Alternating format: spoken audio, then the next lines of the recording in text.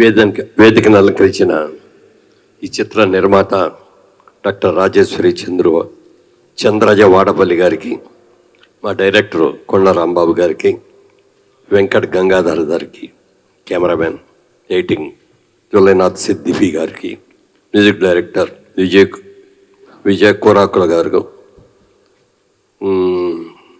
మంచి కథనం ఈ సినిమాలో ఉంది. డిసెంబర్ 15 ఈ సినిమా రిలీజ్ అవుతుంది. ఈ చిత్రం టైటిల్ కలశ. ముఖ్యంగా ఈరోజు ముందుగా ఇందాక చెప్పినట్టుగా ఆలస్యంగా వచ్చినందుకు క్షమించమని కోరుకుంటూ, డాక్టర్ రాజేశ్వరి గారు నా గురించి చాలా ఎక్కువ మాట్లాడేశారు. అంత అర్హత నాకు లేదు కానండి, నాకంటే బ్రహ్మాండమైన క్యారెక్టర్ చేసిన నటినట్లు ఎంతోమంది ఉన్నారు. వాళ్ళతో పోల్చుకుంటే నేను చాలా చిన్నవాడిని, వయసులో ఇవాళ పెద్దవాడిని అవ్వచ్చు, అది వేరే విషయం. చాలా సంతోషంగా ఉందండి.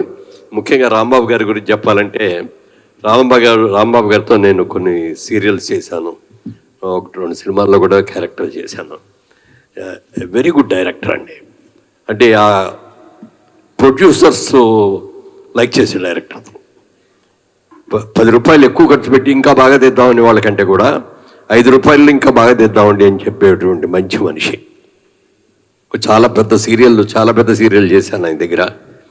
ఏ రోజున కూడా అసలు ఆయన 6 పంపించాలంటే 6-5 నిమిషాల దాకా కూడా ఉండేవారు కాదు, పంపించేవారు. ఒకవేళ లాస్ట్లో ఆ సీన్ ఏదైనా ఇంపార్టెంట్ సీన్ తీయాలి అని అనుకుంటే ముందు నా పార్ట్ తీసేసి మిగిలిన ఎన్ని తర్వాత తీసుకుంటా ఉండి అని చెప్పి పంపించేవారు.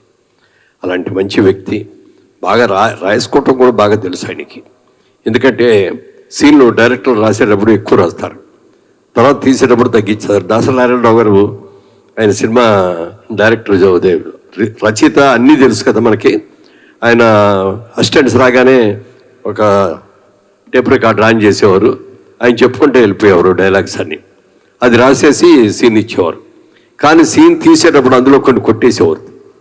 ఇదేంటంటే మీరు రాసినే కదా, ఎందుకు కొట్టేస్తానంటే రచయిత రాస్తాడయ్యా ఎక్కువ, డైరెక్టర్గా చేసేటప్పుడు ఎంత కావాలో అంతే రాసుకుంటాడు, అంతే తీస్తాడు అని చెప్పాడు. అలాగే మరి రాంబాబు గారు అంతే.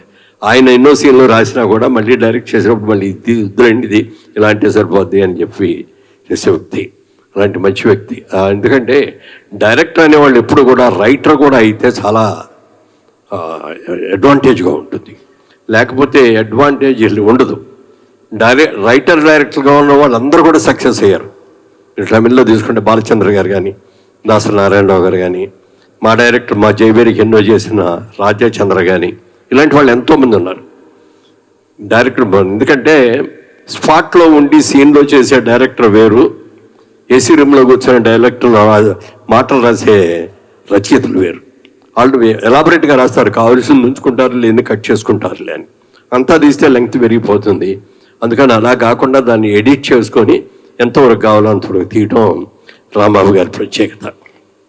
మరి ఆయన ఇన్ని క్వాలిటీస్ ఉన్ని కూడా ఇవాళకి ఇంకా పైకి రాలా. మరి ఈ సినిమా అన్న మేడం గారి అదృష్టం ప్రకారం సక్సెస్ అవ్వాలని మనస్ఫూర్తిగా కోరుకుంటున్నా.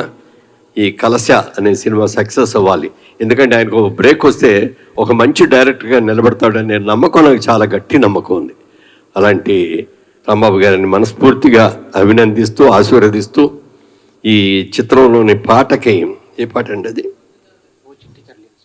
ఓ చిట్టి తల్లి, ఈ సాంగ్ని ముందు ఉంటారు, దాన్ని లాంచింగ్ చేస్తారు.